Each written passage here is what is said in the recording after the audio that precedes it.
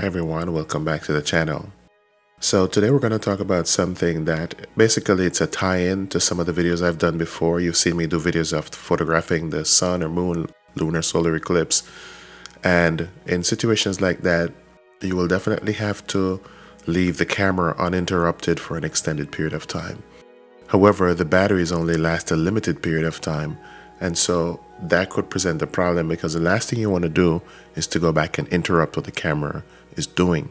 But if you're not into celestial photography, what if you're photographing or taking a video of, say, in this situation, for example, here we have a chrysalis. We know that the chrysalis is the intermediate stage between a caterpillar and a butterfly, and usually takes about 10 to 14 days for the butterfly to emerge from the chrysalis.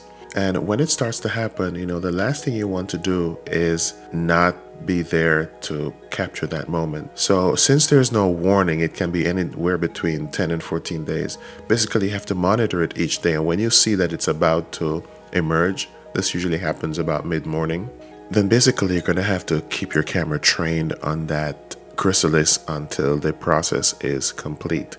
And in situations like that, the battery might get exhausted, more than likely will get exhausted. So what you're going to need is something that will be able to power the camera until the process is complete, and just to guarantee that the camera doesn't turn off. And basically what you're going to need for that is an accessory. Two accessories. You have the EH5D, which is the power supply, and then you have the EP5C, which is basically a brick that allows you to essentially trick the camera into thinking that a battery is always connected. And once that is inserted, then the camera itself will run continuously and not turn off if it is not touched for a period of time. So let's do a deep dive now and see how we connect this device to your camera. So this is the underside of the P950, and we just open right here, and then we see the battery, and then we just move this orange latch. Then we remove the battery from the camera. Next thing we want to do is to insert the power brick, the EP5C, and then after we insert it, so basically this rubber tab here, basically you're going to lift that out, but bear in mind that the other side is fixed inside the camera, so you want to be careful not to try and pull that out completely. Just release the side that's loose, and that will allow you to route the cable through that opening. Once you're done with that, you can go ahead and just close the door for the battery compartment, and you're good to go. Now, once you have the brick installed and you start using the camera, you'll notice here at the bottom left-hand corner, there's an icon that looks like a power cord, or the plug on the power cord. And basically what this is telling you is that the camera knows that it's connected to a power source other than the battery, and so the camera will not turn off if there's inactivity. If you don't press a button, if you're not recording, if you're not taking pictures, the camera will not go into sleep mode and turn off. So that's a very good thing. And of course, if you're doing any activity for an extended period of time, like the activities I mentioned before, then you can do it as long as the power is connected to the wall. However, what if you're out in the wilderness? Let's say you're on a beach or in the mountains and you don't have a wall outlet that you can plug into. So a few weeks ago when I did a video about recording or taking photographs of a lunar or a solar eclipse, I presented a solution using a 12-volt battery. However, in this video, I've kind of simplified all the connections so that you can do it in a much simpler way. In this picture, you can see all the hardware that is needed to connect everything together, and so that you can get the power to run your camera for whatever period of time you need to take pictures or videos of those celestial bodies. And in this case, that setup will also work. Another option is to just ignore the 12-volt battery itself and just plug directly into the cigarette lighter inside your vehicle, which is also known as a 12-volt power supply. And by doing that, especially if you're going to be mounting that camera on a tripod close to your vehicle, it's very convenient. However, there's one issue that you will need to address.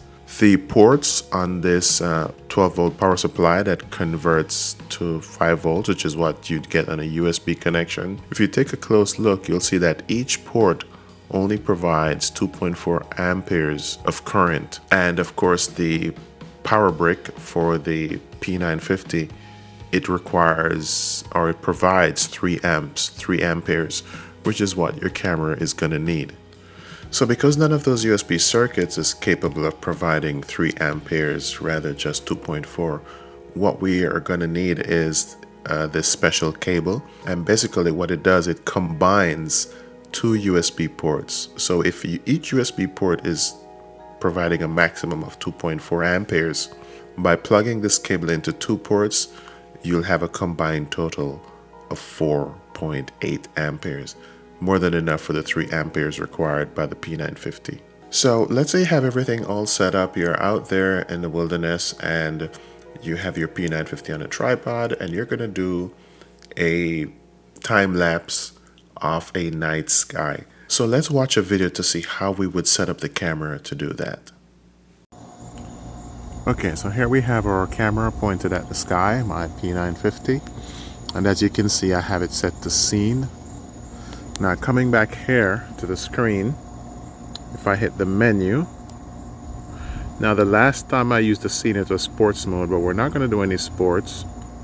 So we're going to scroll all the way down to time-lapse movie. And we want to do a night sky, which means that we want to see the clouds and perhaps the stars moving gradually across the night sky. So let me see if I can get probably a better shot and then we'll run that. But here's what you do. You hit night sky, 150 minutes.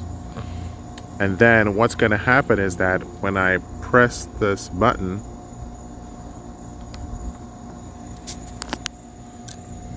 it's going to take one picture.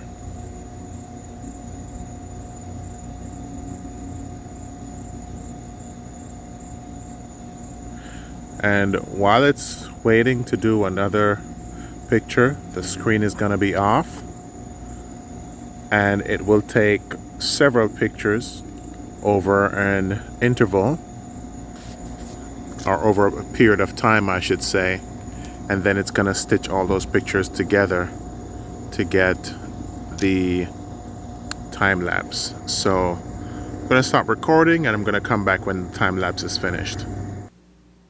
So now that we've watched that video, let's go ahead and look at the result.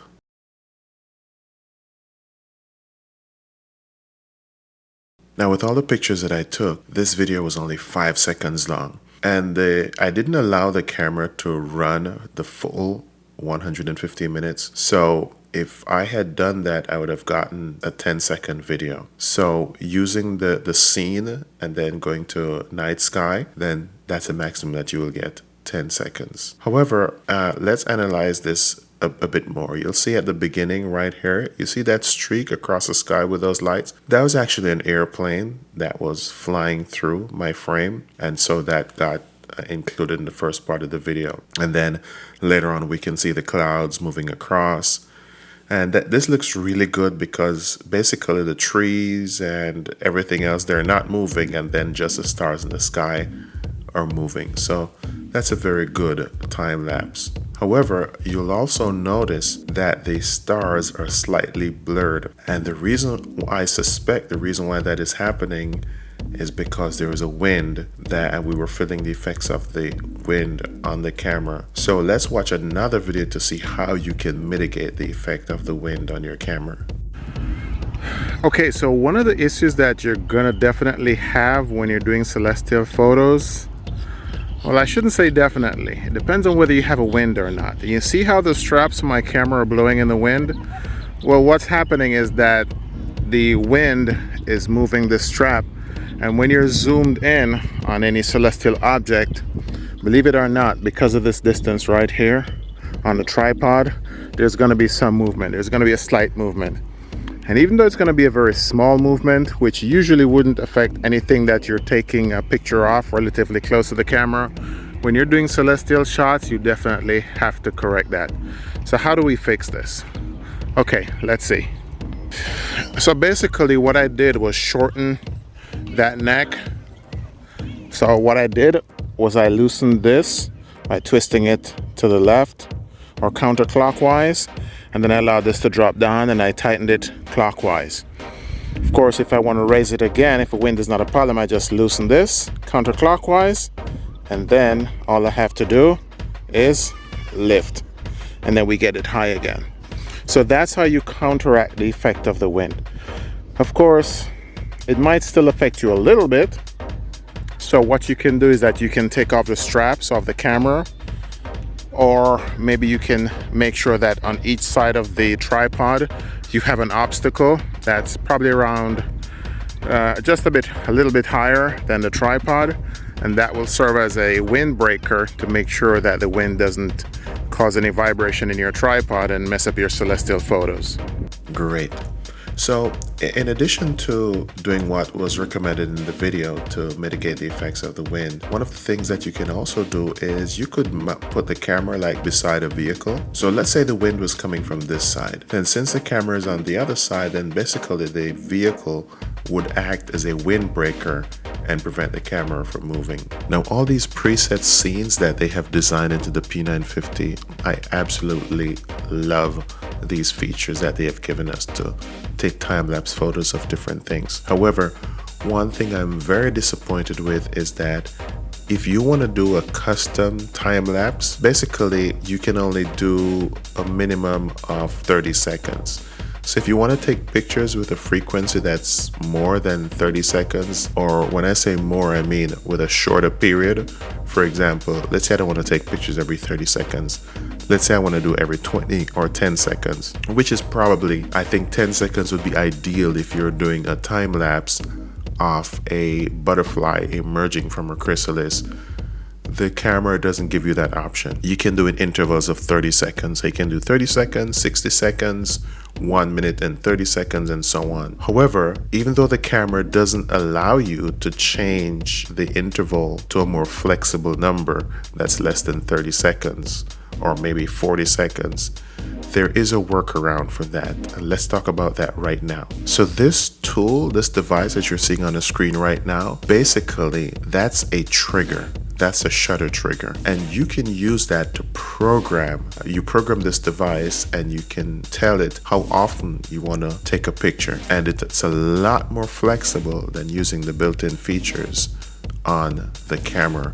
Very customizable. And I'm gonna flash the name of this device on the screen because on the inside the manual for the P950, it has this specific name right here. However, as you can see, this is a generic brand, but it does exactly the same thing. And basically on the camera, you lift this flap right here on the left side of the camera, and that's where you would plug this shutter trigger in, and then you can go ahead and just program all the frequency of the shots, and then that's it. So before I end this video, I'd like to show you one more thing. I decided to do the star trails, and in doing the star trails, basically what the camera will do is take pictures of the stars as they move, and then it will do some special processing and just stitch those pictures together. And by stitching those pictures together, it creates trails for the stars as they move across the sky. Now, given the limitations of the camera, you can only do this for 150 minutes. But what if you wanted to do it longer? Well, you'd use a trigger that I mentioned a couple of seconds ago. And because you're taking the pictures on your own, then you would need a special software to stitch those pictures together to get the star trails. At this point in time, this is not something I've ever done, outside of the feature that the camera has built in. The star trail that I did, I actually used the camera's built-in features to do this. So if you're going to do this on your own, take pictures on your own and stitch them together, then you would have to find a software to do that. I am not knowledgeable in that area, but I'll keep looking into it, and if I do find a software that works very well, I'll post it in another video. Until then, stay tuned and don't forget to subscribe as I have more videos coming out on this wonderful camera.